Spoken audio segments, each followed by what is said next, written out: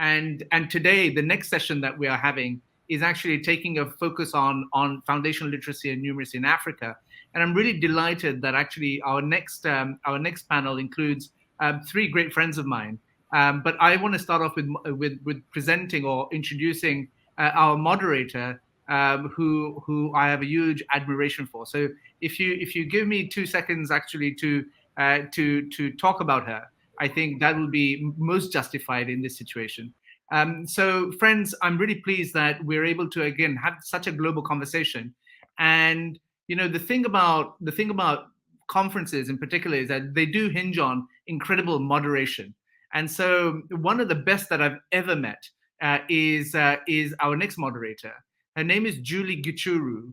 Julie is a trailblazing and celebrated communications executive and storyteller who's passionate about young people and Africa. She currently serves as the Chief Public Affairs and Communications Officer at the Mastercard Foundation, overseeing corporate, programmatic, policy, and thought leadership communications, and has a team spanning Africa and Canada. Prior to joining the foundation, Julie enjoyed a 2-decade career in broadcast journalism. At the start of her career, Julie pioneered investigative news television and programming. She conceptualized and launched numerous top news and current affairs shows and developed the Pan-African television show Africa Leadership Dialogues. Following the 2007 elections in Kenya, Julie's peace specials, Call for Nonviolent Action, resonated with viewers. As a result, she was awarded the Martin Luther King Salute to Greatness in 2008. Following this pivotal period, determined to contribute towards a more informed and responsible generation, Julie established the Great Debaters Contest, a high school debate platform focused on teaching students that differences need not result in conflict and violence. Ladies and gentlemen, please welcome my friend, Julie Gichuru. Julie. Thank you so much, Vikas. No pressure. I'm feeling all kinds of pressure right now with that introduction. But such an honor to be here. Julie, you played a pivotal role in my life. I know that. We've been friends for some time, and I know that you're immensely passionate, not just about young people, but education, and more so actually nowadays. I look at your social media programming, and I look at EdTech featuring quite heavily. So when we started thinking about all of this stuff in terms of a core subject like foundational literacy and numeracy, I thought to myself, well, Julie would have a great voice and perspective to add. So Julie, over to you with regards to this panel and introducing our guests. Thank you so much. Thank you for that intro, Vikas. And just to everybody, so excited and humbled to be here, to have an opportunity to lead this discussion. And just to set a little bit more context about the work we do at the Mastercard Foundation as we go into the discussion as well. Yes, Vikas has just mentioned EdTech Monday. We run a TV programs on CNBC Africa, but also at local level in several countries, 7 across the continent, where we drive conversations around the nexus between technology and education in Africa. This is really driven by our Center for Innovative Teaching and Learning, which is based in Kigali, Rwanda, doing work across the continent on trying to find out, how best to develop and scale ideas that truly have impact on learning. So, we are all walking this journey together. I want to introduce our 2 incredible panelists who will help set more context for us. We are joined today by Rapelang Rabana, who is the founder of Rekindle Learning. Rapelang, so great to have you with us. Let me just tell people a little bit more about who you are. Now, Rekindle Learning enables people to adapt to the changing world of work. And Rapelang serves as chairperson also on the board of Imagine Worldwide, which empowers children to build literacy skills and numeracy skills as well. Absolutely the right person for this conversation. She's won numerous recognitions and awards. She's a young global leader under the World Economic Forum and also has been named Entrepreneur of the World under the World Entrepreneurship Forum. Rapelang, great to have you here. Absolute pleasure, Julie, and thank you for that intro. Thank you. Thank you. Good to see you. Also with us, we are so happy to have Mayank Dhingra, who is the Senior Education Business Leader for the Middle East, Africa, and Eastern Europe at HP. And Mayank works with national education ministries to support country-level education policy and to share HP's education proposition. He spearheaded regional development of HP's learning programs, quite a number of them, including remote learning programs, smart classroom ecosystem, innovation labs, and numerous others. Mayank, really good to have you with us as well. Thank you so much, Julie. Such a pleasure to be here, and thank you for that introduction. Thank you. As we dive in, we know a lot has been done over the past few years, and especially on the African continent. We have seen some shifts, but we are still facing numerous challenges. And the World Bank tells us that nearly 9 out of 10 children aged 10 in sub-Saharan Africa are not able to read with, the comprehension that we need them to have. So that's just one part of the problem. Numeracy is a huge issue as well. I want to ask you to identify for us, what are the challenges? And what do you see as the critical actions that we need to take to start to address these issues? Rapelang, can I start with you? Absolute pleasure. I hope my audio is a bit better now. Julie, this is an area of great passion and interest for me personally. And I think there's lots of cases around the world where we have seen in certain, projects or communities or schools where they are able to consistently develop literacy or numeracy. But I think the biggest challenge in my mind is that it's kind of been up to the teacher or kind of accidental. It hasn't been truly systematically understood in a way that can be applied in any new context, how one builds literacy and numeracy to the levels of proficiency that we need in the working world today. And when we are doing a lot of our work at Imagine Worldwide, we've served over 10,000 children in Malawi, Ghana, Sierra Leone, and going into a number of other countries, Bangladesh, for example. And we have done some of the largest scale research studies looking at sort of the latest learning applications around the world, specifically around 1 billion and the number of the others that were involved in the, I forget the big Zero project or X project. Yes, that's what it was called.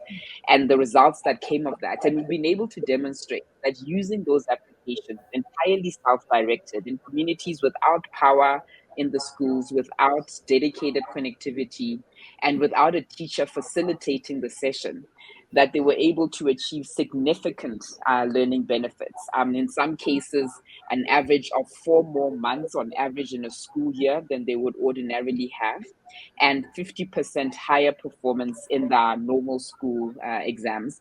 And this applied to both boys and girls, which really excited us. But Julie, the big thing that I still see is that despite this significant progress and it being better than anything the children have access to at the moment, there's still a long journey to get to proficiency in a language. We do move them up, a level or two, but getting it to the levels of proficiency actually isn't all that clear to everyone. And this is where I see the big gap, because we're working with a number of tools and applications, but there's actually very few for us to test with that are able to work in communities that don't have dedicated power and internet connectivity and can work predominantly offline, that can be self-directed. So you can put the device in front of the learner, and without someone sitting and instructing them, they can figure out and navigate their way. They can be applications that can be customized for different languages, not just in Malawi, we work with Chichewa, or in other countries, French, and being able to focus on native language or mother tongue at those early years is critical. When you look at that entire constellation, we found less than 5 applications at the moment that we can use to test the efficacy in those communities. And for me, that's the big challenge. It says to me, oh my goodness, we're spending millions and billions sending people to Mars, but we cannot define very clearly in black and white what needs to go into an application that will get someone to levels of proficiency within the specified school years. And I think that's an enormous gap that we still need to address, because that particular space of poorer communities has very few solutions that they can actually use. There are some amazing solutions at the top end of the educational spectrum, but at that bottom end, there are still lots of challenges. Right. Right. Thank you so much. I'm taking away what needs to go into an app that will get learners to levels of proficiency that we require. And it's a great question.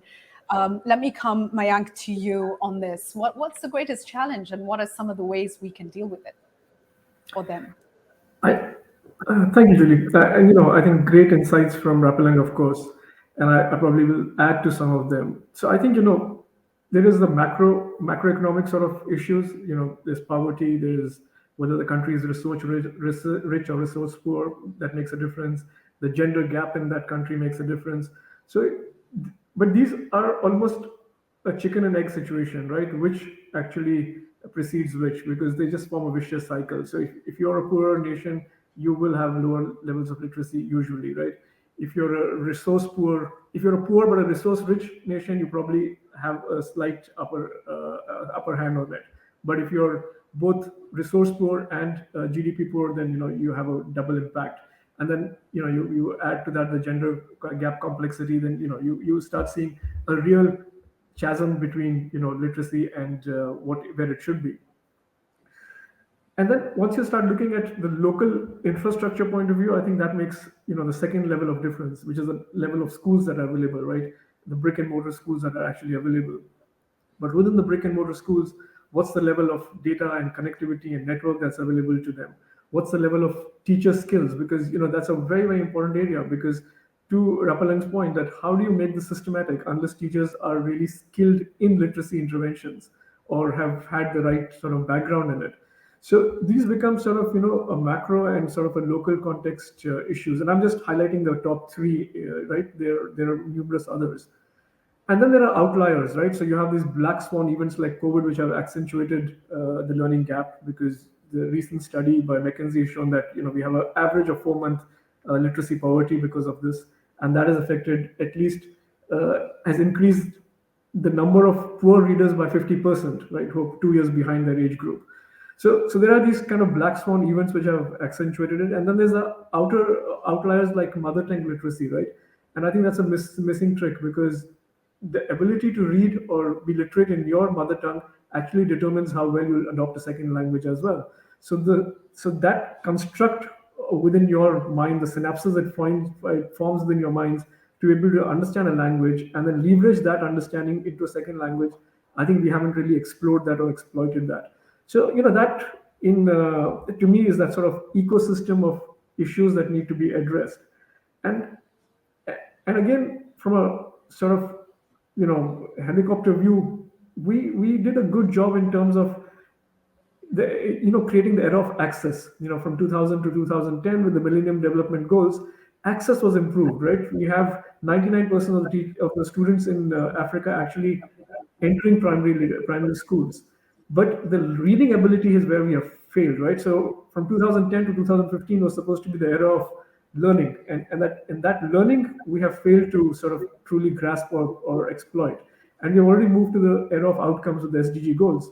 So we have that again sort of disconnect or dichotomy, because learning has not reached the level it should, but we are already talking outcomes. So we need to bridge that learning and outcome gap as well. So to me, these are some of the issues, and I can talk a little bit more, but I think I'm going to pause here because I'm sure that there are other questions you want to ask, and you keep adding to this. Thank you for that, Mayank. Can you talk about the ecosystem of issues? So I am going to come back to a question on partnerships in a short while, which I think is really critical. But first, let me ask this. What have you guys seen that is really working well, that others could learn from, that we could scale, across the board? Mayank, I'll start with you on this one. Have you seen anything that's been really inspiring that we could kind of learn from? So I'm going to answer this by coming closer to home. So as HP, we have made some real progress on this, right? We have launched something called HP Literacy Attainment Coach, and that's a program that intervenes at rapid diagnostics. So one of the biggest issues right now in terms of indexing literacy or assessing literacy is the amount of time it takes, and a qualified school inspector needs to come spend almost 3 weeks with one child to be able to gauge the right literacy index. We have used technology. We have tied up with a company called Explore, and we've partnered with Mirai, which is an education company which focuses on early literacy. And together we have formed this program called Literacy Attainment Coach. And what we do is that we use the camera that Explore uses, which has artificial intelligence sitting at the back of it. It tracks the eyeballs of a child as they read a written script. So in 2 minutes, we're able to tell with 99% accuracy the literacy index of that child against a global parameter, which is fabulous, right? Because this would normally take far long, like I said, and be more subjective. So what you can now do is at scale. You can look at a school, and within a school, you can take almost a few hundred kids and put a dashboard on each child's literacy index, which is phenomenal in its own because you've now got rapid diagnostics. But it's the second part which is important. So we've got interventions, we've got our own developed material, and then we use material from other sources like language for learning or reading, mastering transformation, or corrective reading. So these are some of the external programs we use. But using these programs, we have a whole set of interventions, and then we have professional development for teachers, right? So after rapid diagnostics, we take these two parts, intervention and professional development of teachers, and we run that for a while. We've run that now as a pilot for 7 countries in Africa with the ministries of education. And then we come back to do an impact analysis on where we stand. And having done the impact analysis, we have seen that, for example, in Ghana, we've improved literacy by 40 percentile points in the pilot schools. That's going from 4.5 to 45.5. So that's a huge improvement over, just a period of 6 months. In the Gambia, non-readers and low-level readers were 83% of the population set in the pilot schools. We have brought that down to 59%. So it's a 25% improvement. So there are some of these phenomenal things that are happening, and we need more partners on board. We obviously need to scale this, so we need funding. We need to form a tripartite agreement with funding organizations and so on, with telco operators to bring data access in. But that is one of the key things that I've seen. We've also tied up with a company called Nabu. Nabu on their own are phenomenal because they have been running literacy programs in the local language. So bringing local publications, publishing local books, giving local writers the platform to bring their talent to the fore. And we've tied up with them to bring local literacy to solving the overall literacy problem. Because in Africa, you've got 2,000 languages, right? With 2,000 languages, you have to leverage the power of those languages.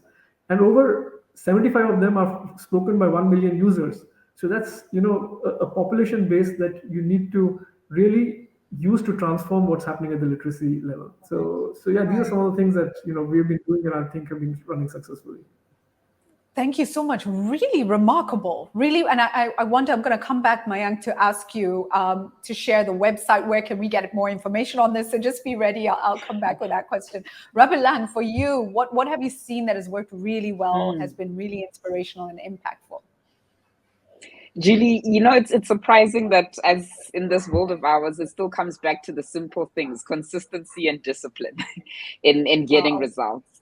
We started our longest study at this point 2 years ago in Malawi and managed to continue it through COVID. And even though we did lose a lot of time with learners, the results we got showed that discipline and consistency, when possible, really still helped deliver those results. And what we noted that was really crucial as part of this is that we wanted to make sure that we were building a research base that was irrefutable and would truly demonstrate whether impact has been achieved or not. And I say that because, I'm a huge innovation and technology advocate, but the research is thin a lot of the time on the efficacy of different solutions. So we've worked very closely with the Malawian government to run these randomized trials so that they have a very clear evidence base as to what's working and what the real improvement is.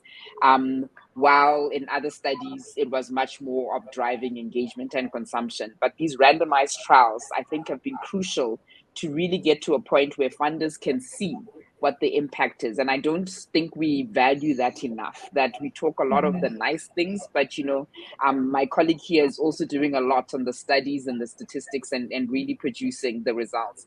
And what helped us get to really positive results, where even though we didn't get 100% completion in the maths program and the language program in Chichewa, we still hit our learning outcome goals, where we were still able to deliver an added value. And we look at that in terms of additional learning months of over 4 months for both literacy and numeracy. And it was the control group performed, or the group that was using the application performed 1.5 times better than the control group. And these are material or significant outcomes statistically. And over 40% of the learners achieved sort of emergent or fluent levels in language. So it's still a way to go from there, from proficiency, but they achieved emergent and fluent levels. And the key indicator that we think was driving a lot of that was making sure that we had enough time on task. So are the learners getting into the learning center? Are they getting the full hour on the tablets? Are we minimizing the interruptions between at the beginning and at the end, so that it's not just 40 minutes, it's the full 60 minutes every day, and hitting that learning time on task is actually a crucial determinant of whether they will make that progress or not. And it's so easy for those kinds of simple things to get disrupted. And that's why I'm saying it comes back to consistency and discipline. And we've been incredibly lucky to work with educators that are, so committed to the cause and have seen these benefits. So yeah, I would say that's been crucial. And I would also add that our approach, has also been to look at learning in different scenarios. We've been testing learning on the tablets and applications where they are learning in a dedicated learning center with an hour throughout the day, when the applications are used as part of the core course class content and curriculum, and for out-of-school learners. And I think it's quite important in our research in general for EdTech solutions to look at the different learning scenarios that learners might need or have to experience when they're interacting with learning applications. And that'll help us figure out what works. Yeah, thank you for that. Fascinating. I want to now go back to the issue of partnerships that I mentioned earlier. And I want this conversation to be as practical and as helpful for everybody. So I really want to call on you. Who are the people that you really feel need to step up? I know, Mayank, you work a lot with government and already are engaging, there. Who are the others that you might want to say, we need you seated at the table, or is it still government? And what would you want from them? Rapelang, same question to you. Who is it you would really like seated at the table, and what would you like them to do? I think this is a practical way to call on these players. So Rapelang, let me begin with you on this one. Thank you, Julie. Most people will say that yes, government needs to sit at the table right from the beginning. And I think their involvement along any process is important. But I also think it is often unfair to expect government to be an early adopter and an early innovator in anything, because, the risks they take when they deploy solutions at scale are significant. So I do think that we need to caution that it's important that they wait for an evidence-based result before they do major rollouts, but they're, participating. Where I think, there's a critical opportunity and room here is there's a lot of investment, whether it's impact funding going into education and literacy development. The big tech companies of the US have various, digital literacy programs or digital skills programs and other such. But they're really tending to focus on solutions that will work where there's definitely power, dedicated and smooth internet connectivity. And everyone is forgetting that other context where there isn't dedicated power and internet connectivity. And the challenge is, and we've worked or engaged with a number of software providers that have developed amazing solutions that work with dedicated and permanent internet connectivity. And for them to try and change the architecture and how our solutions work once they've gotten to that level is incredibly difficult, if not impossible. It changes too much of their strategy and requires too many resources. And we haven't had enough companies outside of the X Prize project a few years ago that specifically set out to design a solution that will work without permanent connectivity and will allow the curation of content for different mother tongue languages. So I would challenge the organizations that are investing significant amount of money, not just, perhaps, it's the Googles and Facebooks too, but there's a lot of impact investors in the space as well that are not cognizant of just how huge that gap is.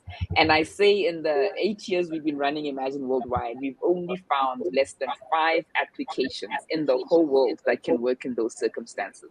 To me, that's unbelievable in the resource-rich context that we're living in today, and with the experience of COVID, that there's still such major gaps. So yeah, that's what I would encourage. Thank you. Very, very clear. And just a reminder, never forget the most vulnerable, the most marginalized. Where are the solutions for them? That's absolutely critical. And thank you for that. Mayank, let me come to you. Let me come to you next on this one.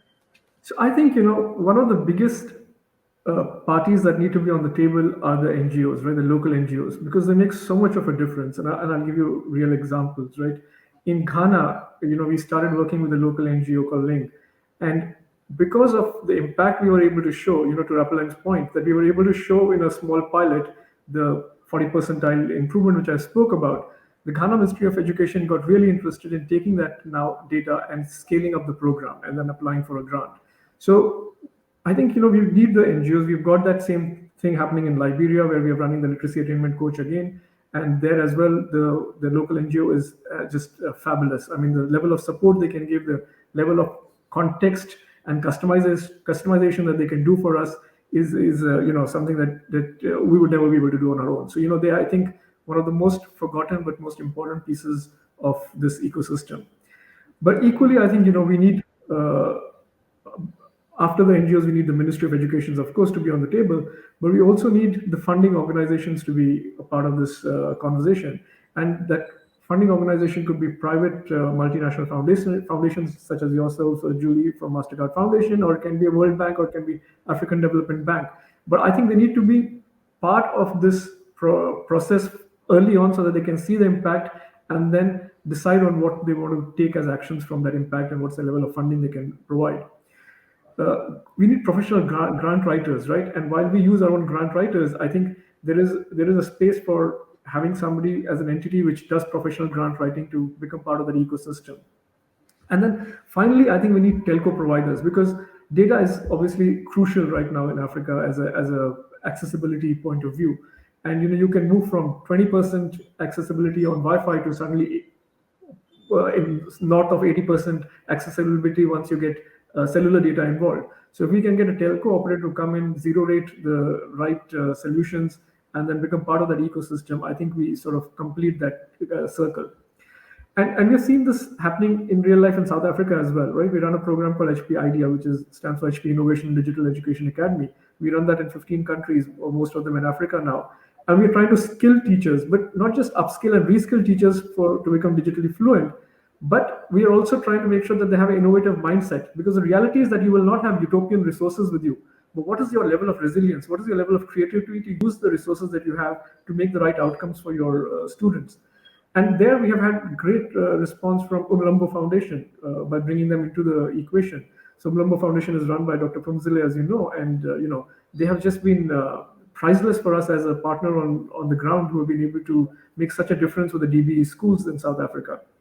So I think that ecosystem needs to be nurtured from the start. You can't suddenly add these pieces later on into the puzzle. You can, of course, but the impact is limited because of that. So I think, this whole ecosystem needs to move together as a cohesive party from the start. And I'm going to answer your earlier question as well, which was, where do you find information on this? You can just go to www.hpschoolcoach.com, and then under that we have 3 programs, including the literacy program. And speaking about the ecosystem, we're about to launch the Africa Education Medal right now, which is to recognize somebody who's made a deep impact in the education space in Africa. And there we are tying up with Intel as a partner to bring these stories to life and really showcase them as inspiration for others to, take the baton from there and form their own stories of success for literacy and technology in Africa. Thank you. Thank you so much for that. Just to say it again, www.hpschool.com. Was that it? Schoolcoach.com. hpschoolcoach.com. www.hpschoolcoach.com. Put it in the chat as well. Rapelang, I know you put something in the chat. Would you just say it out as well so everybody can hear it? So you can have a look at the extensive research we've been doing at Imagine at www.imagineworldwide.org. Just as I said it, no hyphens or spaces, imagineworldwide.org. Excellent. Thank you both so much. Our time is literally up. So I want you just to give us a parting shot. I wonder who you want to speak to. I'm tempted to ask you to inspire teachers, but maybe you have someone else you want to speak to. So maybe to each of you, a parting shot. Mayank, let me begin with you. Yeah, I think I would like to, invoke the school leaders, because I think they're the ones who can set the direction for that school, decide on the sort of path that they want to take on literacy. And if once they make up their mind that they want to improve the literacy index of their school, then there are people like me, like Rapelang, like yourself, like others who would absolutely join hands with them and support them. But I think the school leader is in that sort of pivotal position where he can or she can bring the school teachers along and also invoke the support of the government or parties like us. So to me, there's a shout out and a call out to the school leaders to take that decisive action today. Thank you. Thank you so much. A lady has the final word. Rapelang, over to you. Thank you so much. The last parting shot for me is that I just want to emphasize that there's different aspects of the learning process, and technology is a huge complement, to what teachers do. And given the enormity of the task at hand and the gap that we're still seeing in learners who don't have access or learners that don't reach levels of proficiency, it's so important for us to keep an open mind and understand where we can use technology and where we should focus our teacher capacity, where technology cannot, cater. And if we look at it in that perspective, I think we can, leverage the best of the resources available in terms of people, teachers, and technology. Thank you. Thank you so much for that. Such an important conversation. And we must continue. I think we are all champions for teachers and for learning. And it's an honor to be here. And just to say we continue to walk and possibly work together. I will take this information back into the foundation. And thank you for having me. Right back to the team. Before you leave. Yes. Thank you, Julie. But before you leave, let's take the selfie that Vikas taught us and that he loves so much. So let's get your cameras as well. I'll do first, and then you follow me. Okay. So first, here, smile. Okay. Now you. Ooh. I've not done this before. Thank you. This is interesting.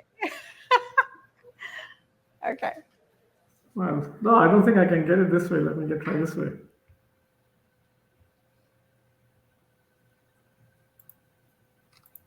I think I got it. Did you? And I'll try and take one of the screen as well. Thank you. So post in social media with our hashtag for the summit today, Teacher Tech Summit. So thank you so much, Julie, and thank you, Rapelang and Mayank. It was so interesting for me to hear about foundational literacy and numeracy in Africa. We are dealing here with very similar challenges in Brazil. Half of our Brazilian kids still finish second grade, not being able to read and write. And that was before the pandemic, right?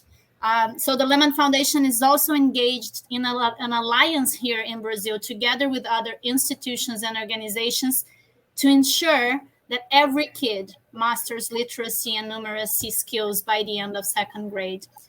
So it was very inspiring to me to be able to hear and learn from what's being done in Africa and hear more about the experiences. Thank you so much for sharing.